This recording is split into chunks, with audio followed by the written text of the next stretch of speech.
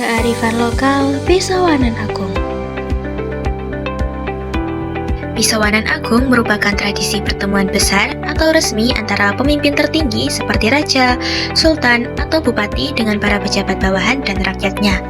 Kata ini berasal dari bahasa Jawa yakni sowan yang berarti menghadap atau berkunjung. Tradisi ini melambangkan hubungan batin, komunikasi langsung, serta bentuk pertanggungjawaban pemimpin kepada rakyat atau sebaliknya. Asal-usul Pisawanan Agung. Pisawanan Agung berasal dari tradisi kerajaan Mataram Islam, di mana kata sowan berarti menghadap dan agung berarti besar.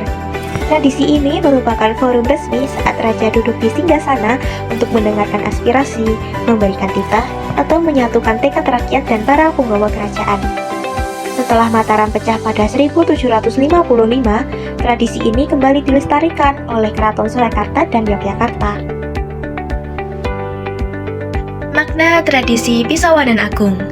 Yang pertama, kedekatan pemimpin dan rakyatnya, mencerminkan hubungan yang erat tanpa jarak antara penguasa dan masyarakat yang dipimpinnya. Yang kedua, pelestarian sejarah dan budaya, mengingatkan kembali masyarakat pada akar sejarah, perjuangan leluhur, serta nilai-nilai luhur tradisi daerah. Yang ketiga, simbol tanggung jawab, menunjukkan peran pemimpin sebagai pelindung, pengayom, sekaligus teladan bagi warganya. Fungsinya ada 3, yaitu yang pertama sebagai media komunikasi dan aspirasi, sarana bagi rakyat untuk menyampaikan laporan, masukan, atau keluh kesah langsung kepada pemimpin. Yang kedua, sebagai pemersatu wilayah, mempererat kebersamaan perwakilan dari berbagai wilayah, seperti desa dan kecamatan dalam ikatan budaya. Yang ketiga, penyampaian titah, ruang bagi pemimpin untuk memberikan arahan, kebijakan, nasihat, atau semangat membangun daerah. Pisawanan Agung bukanlah agenda rutin tetap dengan tanggal pasti setiap tahunnya, melainkan acara istimewa yang diselenggarakan sewaktu-waktu oleh pihak keraton.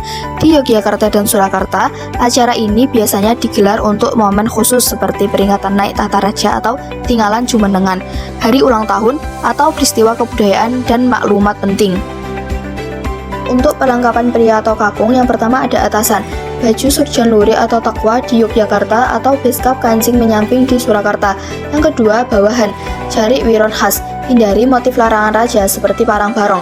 Yang ketiga, penutup kepala, blangkon gaya Yogyakarta atau bisa disebut mondolan atau Surakarta. Yang keempat, aksesoris, sabuk, timang, dan keris diselip di belakang, wawarongko gayam atau ladrang. Yang kelima, alas kaki, selop hitam atau pantofel. Selanjutnya adalah perlengkapan nomor 2, yaitu perlengkapan wanita atau putri.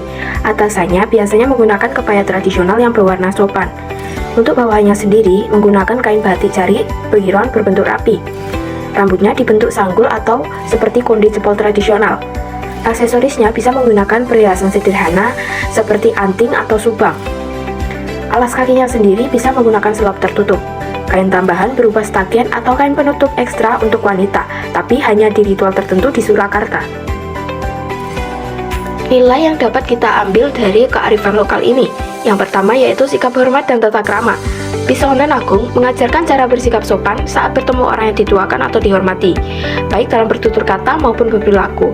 Yang kedua, kepemimpinan sebagai amanah.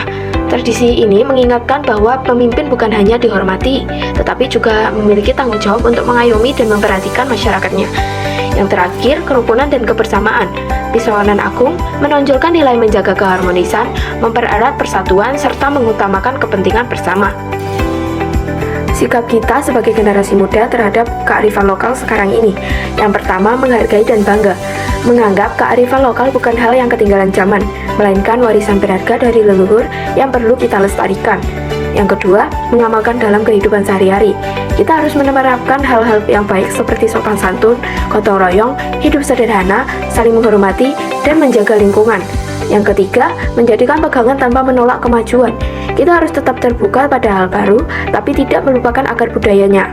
Kearifan lokal jadi petunjuk arah agar kemajuan kehidupan masyarakat tetap berjalan. Kesimpulan, kearifan lokal adalah nilai-nilai bijak yang sudah ada sejak dulu dan diwariskan oleh para leluhur kita. Kearifan lokal mengajarkan kita cara sopan santun, hormat, kerukunan, gotong royong, musyawarah, serta kepedulian terhadap budaya dan lingkungan. Karena itu, kehidupan lokal perlu dijaga dan dipelajari lalu diterapkan dalam kehidupan sehari-hari agar tidak hilang oleh perkembangan zaman dan tetap bermanfaat bagi generasi muda.